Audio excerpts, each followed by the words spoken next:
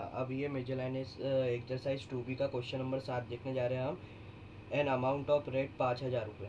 5,000 रुपये अमाउंट है, पैसे है। Is invested in a 3 types of investment. 3 type of investment मतलब 5,000 रुपये कोई व्यक्ति है, उसने 3 जगह इन्वेस्टमेंट कर दिया। इन्वेस्टमेंट मतलब पैसा लगाना होता। 3 जगह 3 कंपनी में उसने अपना पैसा लगा दिया, समझ लो, ठीक है। At interest rate of 6%, 7%, 8%। तो वहाँ से उसको फ़ायदा कितना होता है? पहले इन्वेस्टमेंट से 6%, दूसरे इन्वेस्टमेंट से 7%, तीसरे इन्वेस्टमेंट से 8% per annum respectively. Per annum का मतलब क्या होता है? एनम मतलब एक साल में, ठीक है। The total annual income from this investment is rate 350, ठीक है। टोटल साल की उसको ये तीनों जो इन्वेस्टमेंट उसने किया था, तीनों में से जो फ़ायदा हुआ इसका 6%, 7%, 8%, तीनों का मिला के उसको कितना फ़ायदा हुआ रे? 350 रुपये साल के मिलते उसको, ठीक है। घर बैठे बैठा इन्वेस्टमेंट उसी को बोलते। कोई 3 कंपनी में पैसा लगा दिया अपना, घर बैठे बैठा अपने को पैसा मिल रहा, 350 रुपये मिले उसको, 3 जगह उसने लगाया, तो ठीक है। If the total annual income from the first two investment, अब वो कंडीशन दिया, अगर पहली दो, if the total annual income from the first two investment, जो पहली दो इन्वेस्टमेंट है ना, फर्स्ट एंड सेकेंड, अगर rate 70 more than the income from the third, अगर थर्ड वाले से वो 70 ज़्यादा है, मतलब पहले और दूसरे का सम किया ना, तो तीसरे वाले से कितना ज़्यादा है? 70 ज़्यादा है, ठीक है। Third, find the amount of each investment using the matrix method. Amount निकालना है ईच इन्वेस्टमेंट। यहाँ पे बात क्या हुई है? फर्स्ट, सेकेंड, थर्ड इन्वेस्टमेंट, ऐसी बात चली ना यहाँ पे। तो हमको तीनों इन्वेस्टमेंट निकालना है, बोल रहा है आखिरी में find the amount of, amount निकालना है ईच इन्वेस्टमेंट। तो हम यहाँ पे क्या मान लेंगे रे? ये मान लेंगे let the amount of investment first second third की बात हुई ना, first second and third investment is x y z respectively, बराबर है। पहले इन्वेस्टमेंट का अमाउंट मतलब पैसा, पहले इन्वेस्टमेंट में कितने पैसे मिलते हैं उसको साल में, दूसरे इन्वेस्टमेंट में कितने मिलते हैं, तीसरे इन्वेस्टमेंट में कितने मिलते हैं, ये तीनों का मिला के बताया 350 मिलते, लेकिन एक एक से कितना मिलता पैसा वो नहीं पता ना अपने को, ठीक है। वो निकालना है। तो पहली इन्वेस्टमेंट से कितना पैसा मिलता होगा, दूसरे से कितना मिलता होगा, तीसरी इन्वेस्टमेंट से कितना पैसा मिलता होगा, ठीक है। तो निकाल लेते हैं अपन। ये अमाउंट लिख देंगे तो सिंपल है। उसके बाद मैं कंडीशन बना रहा हूँ। मान लिया अपन ने फर्स्ट सेकेंड थर्ड इन्वेस्टमेंट का एक्स वाई जेड है, अमाउंट है रिस्पेक्टिवली। अब जैसे कि कंडीशन दी हुई है, वो कंडीशन बाद एन अमाउंट ऑफ रेट 5,000 रुपये is invested in a 3 types of investment. 3 type के इन्वेस्टमेंट में, यानी 3 टाइप के इन्वेस्टमेंट क्या है? First second third. और फर्स्ट सेकेंड थर्ड को क्या नाम दिया मैंने? X y z. तो तीनों टाइप के इन्वेस्टमेंट में कितना टोटल पैसा लगाया उसने? 5,000। तो ये पहली कंडीशन बन जाती है अपनी, x plus y plus z equal to 5,000 रुपये, ठीक है। ये पहली कंडीशन बन गई, ठीक है। अब investment at the interest of 6, 7, 8% per annum respectively, यहाँ तक पहली कंडीशन थी। The total annual income, total annual, annual मतलब एक साल में कितना पैसा मिल रहा from this investment is rate 350 रुपये। ये 350 रुपये मिल रहा, लेकिन ये फ़ायदा है 350 रुपये का फ़ायदा। तो उसको पहले इन्वेस्टमेंट में कितना फ़ायदा होता था रे? 6%। दूसरे इन्वेस्टमेंट में कितना फ़ायदा होता था? 7%। तीसरे इन्वेस्टमेंट में कितना फ़ायदा होता था? 8%। पहली इन्वेस्टमेंट का फ़ायदा, ठीक है, पहली इन्वेस्टमेंट का फ़ायदा 6%, मतलब पहली इन्वेस्टमेंट का नाम क्या था? एक्स, ठीक है, प्लस दूसरी इन्वेस्टमेंट का नाम क्या था? वाई। तो दूसरे में 7% मिलता अपने को, 7y प्लस 8% मतलब 8z। हाँ, तो ये उसको पहले इन्वेस्टमेंट में इतना फ़ायदा मिलता, दूसरे इन्वेस्टमेंट से इतना, तीसरे इन्वेस्टमेंट से इतना, तो टोटल उसको कितना फ़ायदा मिलता है एक साल में? 350। लेकिन ये तो परसेंट है ना रे, और ये क्या है? राइट साइड में रुपए है। कभी भी राइट और लेफ्ट का यूनिट सेम होने को होना। तो परसेंट को हटाने के लिए नीचे क्या लिखते हैं? 100। तो ये 7 के नीचे 100, 8 के नीचे 100, ठीक है। अब ये सेकेंड कंडीशन बन रही है मेरी, सेकेंड कंडीशन, ये फर्स्ट बन गई, ठीक है, फर्स्ट सेकेंड। बट ये सबके नीचे 100 है, तो उधर ये बेस सेम है सबका, एक बार 100 लिखेंगे और एक बार 100 लिख के उधर जाके मल्टीप्लाई हो जाएगा। तो ये बन जाएगा 6x 7y प्लस 8z। ये बेस सेम है 100, एक बार लिखेंगे 100 और उधर जाके मल्टीप्लाई होगा ये। तो 350 में 100 मल्टीप्लाई हुआ तो 2 जीरो आ जाएंगे यहाँ पे। ये अपनी बन गई सेकेंड कंडीशन। अब थर्ड कंडीशन देखो। If the total annual income, if the total annual income from the first two investment is is मतलब क्या होता है इंग्लिश में, इज का मतलब मैथमेटिक्स में इक्वल होता है, तो पहले इतना ही लिख दो। If the total annual income from the first two investment, first two investment कौन सी है अपनी, एक्स प्लस वाई, ठीक है। तो फायदे की बात हो रही है, तो कितने परसेंट फायदा करता है ये, 6%, और ये कितना परसेंट करता है, 7% फायदा करता है, ठीक है। इज रेट 70 मोर देन, अब देखो ये देन के नीचे मैं अंडरलाइन कर रहा हूँ, ये कभी भी ध्यान में रखना, जब भी ये मोर देन देन आया, मोर देन आया या लेस देन आया, देन आया तो ये 70 मोर देन, तो पहले 70 नहीं लिखना, देन के बाद जो है वो पहले लिखते हैं, और देन के पहले जो रहता है उसको बाद में लिखते हैं, ऐसा उल्टा होता है, देन का हमेशा ध्यान में रखना कोई भी क्वेश्चन में। देन के बाद क्या दिया, then the income from the third, third number, अच्छा ये ईज था, ईज तो इक्वल लगा दो पहले, then the income from the third, third third बोले तो क्या है अपना, थर्ड 8Z है अपना, 8% मिल रहा फायदा उससे, 8Z है अपना, ठीक है। फिर ये 70 मोर, तो इसको देन के पहले है ना, ये अब लिखना है इसको, 70 मोर मतलब प्लस 70, देखो मैंने क्या करा, देन के बाद the income from the third, तो income from the third, third की जेड थी, उससे फायदा 8% होता है, ठीक है। और फिर देन के पहले वाले को बाद में लिखते हैं, तो 70 मोर है, मोर मतलब क्या होता है प्लस, और लेस रहता तो माइनस, इसलिए प्लस 70 कर दिया मैंने। अब इसको स्टैंडर्ड बनाने के लिए पहली बात तो सबके नीचे 100 है, हाँ ये इसके नीचे 100 है, इसके नीचे 100 है, इसके नीचे 100 डालना पड़ेगा ना, इसको रुपए, ये रुपए है तो इसको सबको रुपए बनाना पड़ेगा। अब स्टैंडर्ड ये 8Z इधर चाहिए ना मेरे को, इक्वल के लेफ्ट में 6x plus 7y minus 8Z equal to, अच्छा ये नीचे में बेस सेम है 100, ये 100 बेस सेम है, एक बार लिखेंगे और एक बार लिख के इधर जाके मल्टीप्लाई हो जाएगा, 70 में 100 मल्टीप्लाई हो तो 2 जीरो बढ़ जाएंगे, ये इक्वेशन नंबर 3 बन गई, हो गया अपना खेल खत्म, ठीक है। अब अपने को तीन मैट्रिक्स फॉर्म लिखना है, मैट्रिक्स फॉर्म, मैट्रिक्स फॉर्म क्या आएगा इस इक्वेशन का, मैट्रिक्स फॉर्म देखो ये पहली इक्वेशन है 1, दूसरी इक्वेशन ये वाली बनी 6, तीसरी इक्वेशन ये बनी 6, ये पहली इक्वेशन का y, दूसरी इक्वेशन का y, और ये तीसरी इक्वेशन का y, ये पहली इक्वेशन का z 1 है, दूसरी इक्वेशन का z 8 है, तीसरी इक्वेशन का z माइनस 8 है, ठीक है। और यहाँ पे x y z, और यहाँ आएगा, बताओ राइट हैंड साइड क्या है, पहले वाले का 5000, दूसरे वाले का 35,000, और तीसरे वाले का 7,000, ठीक है। बस हो गया, अब अपने को रिडक्शन मेथड से सॉल्व करना है।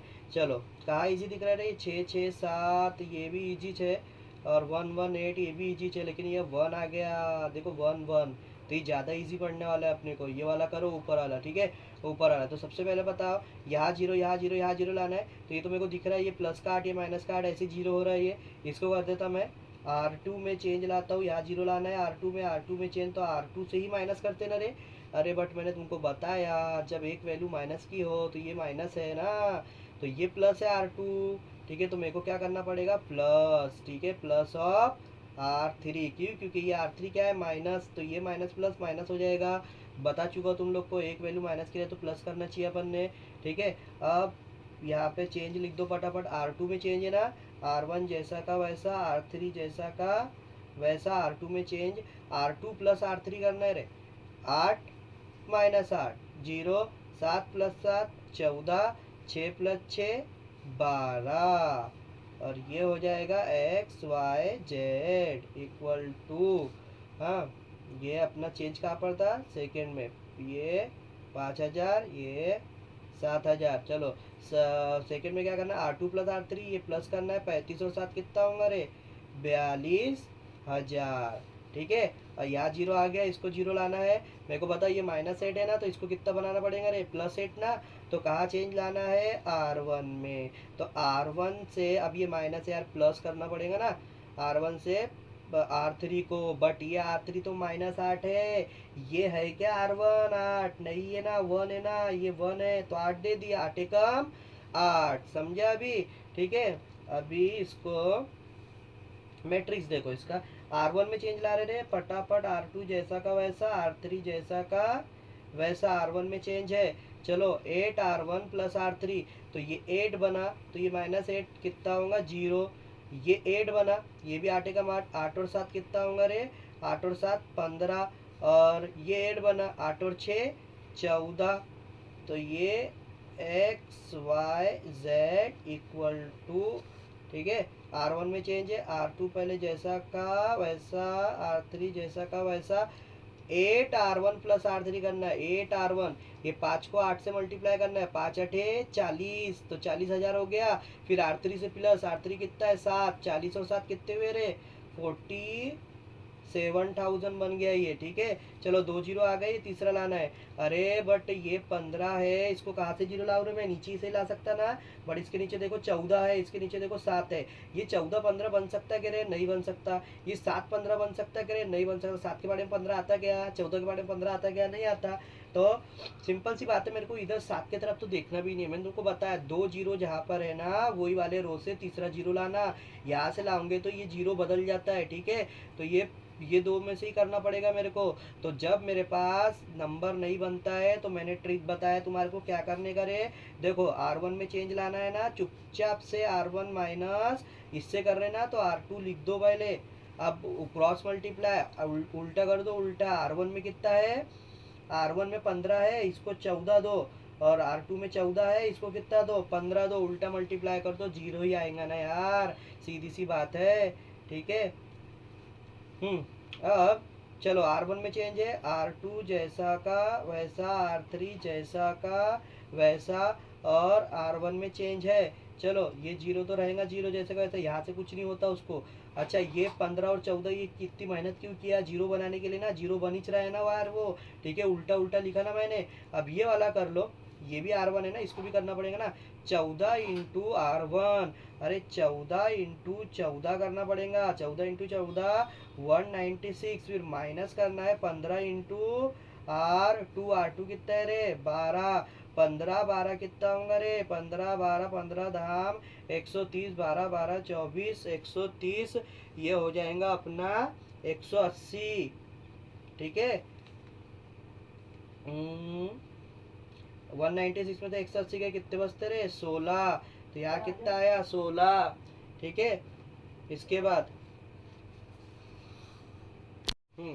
तो उसके साइड का लिख लो। अब ये क्या हो जाएगा, x y z equal to, ये आ जाएगा अपना। चलो यहाँ पे कहाँ चेंज है, R1 में R2 लिखो पहले जैसा का वैसा, R3 जैसा का वैसा, R1 14 इंटू R1, रफ में करके देख लो रे इसको। 14 into R1, 14 into R1, R1 कितना है रे 47,000 है, ठीक है। R1 minus 15 into R2, R2 कितना है 42,000 है। 47 इंटू 14 करके देख लेते हैं, 47 14, 4 सते 42, नहीं 7 चौक 28, 28 के 8, हाथ के 2, 4 चौक 16, 16 और 2, 16 और 2 18, 28, 4 सते 28, 28 के 8, हाथ के 2, 4 चौक 16, 16 और 2 18, एक ब्लॉक बन, 7 आएगा और 4 आएगा, प्लस 8 7 15, 1 6 6 5 8, कितने जीरो रहे यहाँ पे 3 1 2 3। चलो इसका कैलकुलेशन हो गया 6 5 8 ट्रिपल जीरो।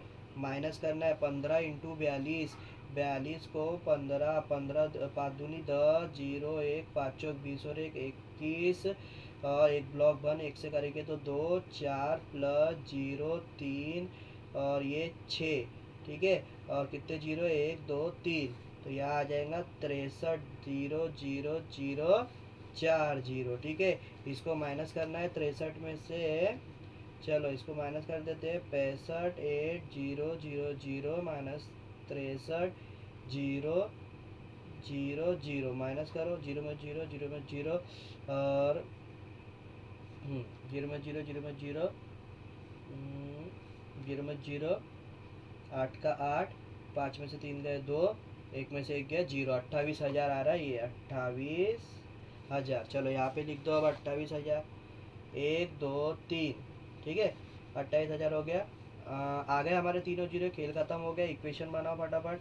ये 16x होगा, ये होगा 12x प्लस 14y, ठीक है, 14y, और ये होगा 6x plus 7y minus 8z equal to आ जाएगा अपना 28,000, 42,000 और 7,000, ठीक है। अब क्या बनाना पड़ेगा अपने को, कंडीशन बनाना पड़ेगा, ठीक है।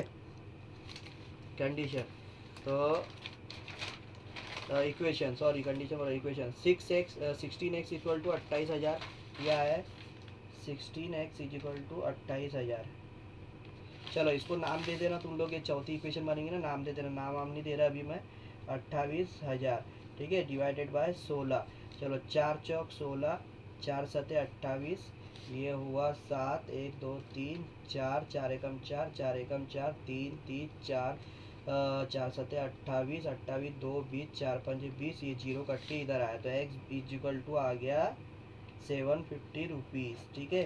पहला आ गया। दूसरा 12x plus 14y equal to 42,000, 12x plus 14y equal to 42,000। चलो 12x, 12 इंटू एक्स कितना है 750 प्लस 14y इक्वल टू 42,000। चलो इसको मल्टीप्लाई करो, 1750 को 12 से, जीरो का कोई मतलब नहीं, जीरो लगा देना। 12 ये 12 पंजी कितना होता है 60, जीरो हाथ के 6, 12 सत्ते 12, 12 पंजी से 12 छः के बाद 12 सत्ते 84, 84 और 6 कितने होंगे 90, जीरो 9, 12 कम 12 और 9 19, नहीं सॉरी 21, 12 9 21 और ये वाला जीरो लगा दो, 21,000 हो रही है। 21,000 plus 14y equal to 42,000, 14y equal to 42,000 minus करेंगे 21,000, 14 में से 42 में से 21 गए तो 21 ही बचेंगे, ठीक है। 21,000 y इज इक्वल टू 21,000 और नीचे क्या आएगा 14। चलो एक 7 से जाता है ये, 7 दूनी 14, 7 तिया 21, तो y इज इक्वल टू क्या है 3,000 डिवाइडेड बाई 2। 2 से कोई भी चीज़ आधी होती है, 3,000 का आधा बताओ 1500 होता है, ठीक है। तीसरा वाला 6x प्लस 7y, तीसरा कंडीशन है 6x plus 7y minus 8z equal to 7,000, minus 8z equal to 7,000। तो एक्स वाई आ गया अपना, एक्स वाई यहाँ रख दो, जेड मिल जाएगा। 6 इंटू एक्स कितना है रे 1750 प्लस 7 इंटू 1500 है Y minus 8z equal to 7,000। चलो इसको 6 से मल्टीप्लाई करो, 6 पंजे 30, ये जीरो लिख दो, 6 पंजे 30 का जीरो, हाथ के 3, 6 सते 42 और 3 45, 45 के 5, हाथ के 4, 6 कम 6 और 4 10, प्लस ये 7 से मल्टीप्लाई जीरो जीरो और 15 सते कितना होता है 105 minus 8z is equal to ये 700। चलो इसको प्लस करो, दोनों वैल्यू सेम है, 0 0, 5 5 10, एक आएगा, एक का एक और ये एक आ जाएंगे, एक और एक 2 हो जाएंगे। माइनस 8z 7,000, माइनस 8z 7,000 और 7,000, ये 21 उधर गया तो माइनस के 21,000, 21 में से 7 गए तो 14,000 माइनस के, z is equal to minus 14,000 divided by minus 8, minus minus cancel, 4 दूनी 8, 2 से जाता है ये, 2 चौक 8 और 2 सती 14, z is equal to 7,000 divided by 4, 4 एकम 4, 4 एकम 4, 3 बचे 30, 4 4 सते 28, 2 बचे 20 बना, 4 पंजे 20 और ये जीरो काट के इधर लिखो, जेड इक्वल टू कितना आ गया 1750, ठीक है। तो तीनों इन्वेस्टमेंट आ गई अपनी, देखो एक्स आया 1750 और वाई आया 1500 और जेड आया 1750, ठीक है। आखिरी में बस अपने को लाइन में लिख देना है, द 3 इन्वेस्टमेंट आर 1750, 1500 एंड 1750, ये इन्वेस्टमेंट किया था उसने, ठीक है। 3 कंपनी में पैसा लगाया था ना, टोटल 5,000 लगाया था, तो पहली कंपनी में इतना पैसा दिया था, दूसरी में इतना, तीसरी में इतना, ठीक है, हो गया। अब इसके बाद अपना एक ही क्वेश्चन बचा हुआ है, लास्ट क्वेश्चन है, हाँ ये लास्ट क्वेश्चन है, देख लो 2.3 का क्वेश्चन नंबर 5 है ये अपने मैट्राइसिस का, ये लास्ट क्वेश्चन है, इसके बाद अपना मैट्रिक्स ख़त्म हो जाएगा, ठीक है। तो हम लास्ट क्वेश्चन देख लेते हैं, क्वेश्चन नंबर 5, ठीक है। क्या करना है यहाँ पे, the total cost of the 3 TV set and 2 VCR is 35,000। अच्छा टीवी VCR की बात हो रही है, टीवी और VCR, एक 3 टीवी और 2 वीसीआर की कीमत कितनी है मिला के 35,000 रुपये कीमत है। The shopkeeper want profit of 100 पर 1000 पर टेलीविज़न। अब शॉपकीपर है जो बेचने वाला है ना दुकानदार, उसको नहीं क्या 1000 रुपये मुनाफा कमाना है, किसके ऊपर, टेलीविज़न टीवी के ऊपर कमाना है 1000 रुपये। टीवी कितने की मिल रही है उसको, अपने को थोड़ी पता, 3 टीवी और ये 2 वीसीआर की कीमत 35,000 रुपये थी, अपने को पता नहीं टीवी कितने की मिल रहा है, अपने को सिर्फ इतना पता है वो टीवी जितनी की भी खरीद रहा है इंडस्ट्री से खरीदते ना वो लोग, तो इंडस्ट्री से जितनी भी खरीद रहा है वो 1000 रुपये बढ़ा के बेचेगा, क्योंकि उसको 1000 रुपये का प्रॉफिट चाहिए। एंड रेट 500 पर वीसीआर, और वीसीआर जितने का भी वो इंडस्ट्री वाले से लेगा वो 500 रुपये बढ़ा के देगा ग्राहक को, क्यों, क्योंकि उसको 500 का क्या चाहिए, प्रॉफिट चाहिए ना, कमाने के लिए बैठे ना वो लोग, जो दाम में लिए इंडस्ट्री से वो दाम में थोड़ी दे देंगे। He can sell the 2 TV set and 1 VCR. अब जब उसने 2 टीवी सेट बेचा और 1 वीसीआर बेचा ना, तो उसको कितने पैसे मिले, रेवेन्यू 21,500 मिला। ठीक है, find the cost price and the selling price of the TV set and VCR. तो कॉस्ट प्राइस निकालना है और सेलिंग प्राइस। ये कॉस्ट प्राइस और सेलिंग प्राइस का मैं तुमको सिंपल सा मतलब बता रहा हूँ। कॉस्ट प्राइस क्या होता है, जो इंडस्ट्री ने बनाई, तुरंत मटेरियल बनाई उसने, अब वो किसको दे रही है, पहले दुकानदार को दे रही है, तो वो कॉस्ट प्राइस पे देती है। ठीक है, बट दुकानदार अब अपने को देगा, अपन कस्टमर है तो अपने को बेच रहा है वो, तो उसको सेलिंग प्राइस बोलते हैं। समझ में आ गया, जब कोई दुकानदार इंडस्ट्री से लेता है तो वो कॉस्ट प्राइस है, और जब दुकानदार अपने को दे रहा है तो वो कौन सा प्राइस है, सेलिंग प्राइस है। ठीक है, तो यहाँ पे हमारे को कॉस्ट प्राइस सेलिंग प्राइस दोनों निकालना है। तो कंडीशन देख लेते हैं कैसे क्या दिया हुआ है। तो यहाँ पे जैसे जैसे दिया है वैसे लिख देते हैं। The total cost of 3 TV set and 2 VCR is 35,000। A industry ने कितनी कीमत रखी थी, कॉस्ट 3 टीवी और 2 वीसीआर मिला के कितनी, 35,000। तो ये कॉस्ट प्राइस है।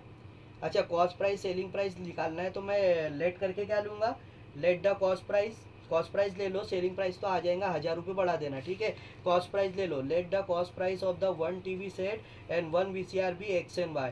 एक टीवी सेट की कीमत कितनी है और एक वीसीआर की कीमत कितनी है, कॉस्ट प्राइस वो निकाल लेते हैं अपन। कॉस्ट प्राइस आ गया तो सेलिंग प्राइस भी आ जाएगा ना यार, 1000 रुपये बढ़ा दूंगा टीवी में और 500 रुपये बढ़ा दूंगा किस में, वीसीआर में, उतना तो बढ़ा के वो दे रहा ना सेलिंग प्राइस, तो सेलिंग प्राइस तो आ जाएगा, कॉस्ट प्राइस निकाल लो बस। तो ये लिख दिया मैंने, एक टीवी का कॉस्ट प्राइस और एक वीसीआर का सेलिंग प्राइस। तो कॉस्ट प्राइस टीवी के एक्स बोला है और वीसीआर वाले को वाई बोला है कॉस्ट प्राइस। तो यहाँ पे कॉस्ट प्राइस ही दिया है, the total cost of the 3 TV. तो क्या कंडीशन बनेगी, फर्स्ट कंडीशन बनेगी 3x, ठीक है, प्लस 2 वीसीआर मतलब 2y इक्वल टू आएगा ये 35,000। ठीक है, तो ये पहली कंडीशन बनी। अब देखो यहाँ बोल रहा था shopkeeper want a profit of 1000 रुपये पर टेलीविजन। हर टेलीविजन पे उसको 1000 रुपये मुनाफा चाहिए। तो मैंने क्या लिया हूँ, टेलीविजन को x लिया हूँ, कॉस्ट प्राइस क्या लिया हूँ, x।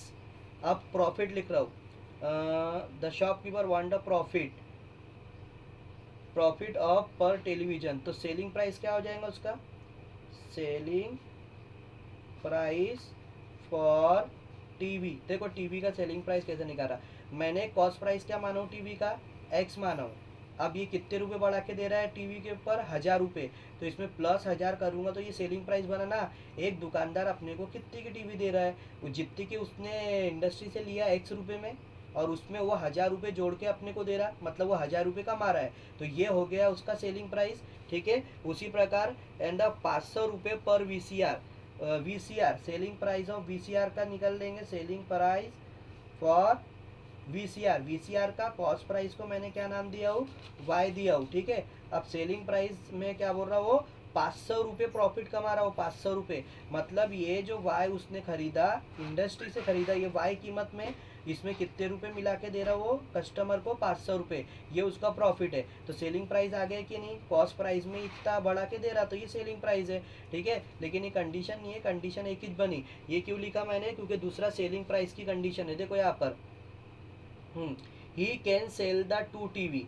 अब वो बेच रहा है, पहले ये कॉस्ट प्राइस था उसने खरीदा, अब वो बेच रहा है दुकानदार। ही कैन सेल, उसने बेचा 2 टीवी बेचा, तो 2 टीवी, अरे तो मैं x लिख सकता क्या, x तो कॉस्ट प्राइस है, मेरे को सेलिंग प्राइस लिखना पड़ेगा। ये टीवी का सेलिंग प्राइस क्या है, x प्लस 1000। ठीक है, sale of 2 TV set and 1 VCR, एक VCR plus 1 one VCR selling price है बट कॉस्ट प्राइस नहीं है, cost price Y, selling price क्या है एक वीसीआर का, Y plus 500 and get the total revenue. तो वो दुकानदार को कितने पैसे मिले रे, 21,500, ठीक है इतने मिले। तो अभी इसको सिंप्लीफाई कर लेंगे तो सेकेंड कंडीशन बनेगी 2x प्लस दो एकम दो 2000 plus y plus 500 equal to 21,000, ठीक है। तो यहाँ पर 2x प्लस वाई लिखो, 20,500 कितना हुआ, 2,500 कितना हुआ, 2,500, 2,500 उधर जाके क्या कर दो माइनस 21,500 में से 2,500 माइनस कर दिया मैंने 2500, सॉरी 2,000 है 2500 माइनस कर दो 2x प्लस वाई, 21,500 में से 2500 गए तो कितने बचेंगे 19,000 रुपये बचे। अभी ये अपनी बन गई दूसरी कंडीशन। बस दो ही कंडीशन दी है, find the cost price and the selling price of the TV and VCR. तो अपने को कॉस्ट प्राइस और सेलिंग प्राइस निकालना है वीसीआर का। तो दो ही कंडीशन दी है तो अपना 2/2 का मैट्रिक्स बनेगा। देखो द मैट्रिक्स फॉर्म लिख देना यहाँ पे, द मैट्रिक्स फॉर्म दो ही कंडीशन दी है तो ये बताओ, ये थ्री और ये पहला का 3 और दूसरे का ये 2, ये पहले का 2 और ये दूसरे का ये 1, ये बन गया 2/2। और यहाँ क्या आएगा XY और यहाँ पे क्या आएगा ये 35,000 और ये 19,000। चलो अब मेरे को कोई भी अपर ट्रायंगुलर लोअर ट्रायंगुलर कोई भी एक जीरो बनाना है, ये जीरो बनाना है या फिर ये जीरो। अच्छा ये जीरो इससे बनेगा बट देखो ये दो बन सकता है क्या, नहीं, तो ये उल्टा सिल्टा करना पड़ेगा, दोनों को मल्टीप्लाई करना पड़ेगा। बट ये जीरो बनाना है तो इधर मेरे को दो चाहिए, तो ये तो आराम से दो बन रहा है तो मैं इसको जीरो बनाता हूँ, ये इजी है। मैं कहाँ जीरो ला रहा हूँ रे, R1 में, तो R1 से ही माइनस करूँगा R2 को। बट ये तो दो है, ये दो है क्या रे, नहीं है, दे दो दो, उसको बन गया दो, यानी इसका डबल करना है मेरे को, ठीक है याद रखना, इसका डबल करना है। तो मेरे को बता, ये 2 माइनस 2 यहाँ तो जीरो आ जाएगा, ठीक है। ये पहला दूसरा रो जैसे का ऐसा लिखो, 2 माइनस 2 यहाँ जीरो आ जाएगा। ये 3 माइनस 2 है क्या रही है, नहीं नहीं नहीं नहीं, ये 4 है, 2 से मल्टीप्लाई किए, 3 माइनस 4 कितना हुआ -1। चलो अपना काम तो हो गया, यहाँ जीरो आ गया, खेल खत्म है अपना। चलो मैंने क्या किया, R1 minus twice of R2, ये R1 कितना था 35,000 माइनस इसका डबल करना पड़ेगा, ट्वाइस R2 है ना, 19 का डबल 38,000। बताओ 35,000 माइनस 38,000, 35 में से 38 नहीं जाते, 38 में से 35 गए 3, बट छोटे में से बड़ा जा रहा है इसलिए -3,000, 35 में से 38 गए 3,000, ठीक है। ये 19,000 जैसा का वैसा, यहाँ कोई चेंज नहीं है, ठीक है। चलो इक्वेशन बना, ये -x बनेगा, ये 2x प्लस वाई बनेगा, ठीक है, इक्वल टू ये माइनस के 30,000, ये 19,000। तो यहाँ -x इक्वेटिंग बोल देना, यहाँ पे equating both side, -x is equal to -30,000, तो x इज इक्वल टू क्या आ गया रे, direct 3,000, sorry 3,000। 2x plus y is equal to 19, ये दूसरी कंडीशन बन रही है यहाँ पर, ठीक है। 2 इंटू एक्स, बताओ x कितना है 3,000 प्लस वाई इक्वल टू 19,000, 3,000 दूनी कितना हो जाएगा 6,000 इक्वल टू 19,000। अभी y ये 19 में से 6,000 क्या करना है माइनस, इधर जाके 19 में से 6 गए तो कितने बचेंगे रे 13,000, ठीक है। ये y आ गया, x आ गया 13,000, ये x और y क्या था मेरा कॉस्ट प्राइस था, तो यहाँ पे क्या लिखोगे, the cost price of one TV is 3,000 and one VCR is 13,000। ये कॉस्ट प्राइस हुआ, सेलिंग प्राइस क्या था मेरा, मैंने लिख के रखा था, इसलिए सेलिंग प्राइस, अरे क्या करा था टीवी में उसने 1,000 रुपये बढ़ा के दिया था, तो टीवी 3,000 रुपये कॉस्ट प्राइस है, 1,000 रुपये बढ़ा के दे 4,000 हो गए selling price.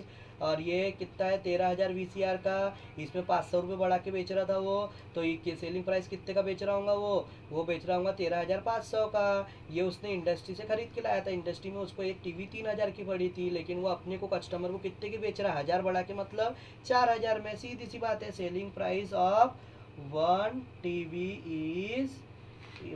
Is x plus कितना लिखा था मैंने 1,000, तो एक्स की जगह 3,000 प्लस 1,000, तो ये कितना आ गया 4,000 रुपये। उसी प्रकार selling price of one V C R equal to क्या लिखा था y प्लस 500, ठीक है। y की वैल्यू कितनी है रे 13,000, 13,000 में 500 जोड़ेंगे कितना आ जाएगा 13,500। बस ये वीसीआर की कीमत है। तो यहाँ हमारा मैट्रिक्स ख़त्म हो गया टोटल। इसको अच्छे से प्रॉब्लम को पूरे सॉल्व कर लो। अब हम लोग कल से नया यूनिट चालू करेंगे लॉजिक।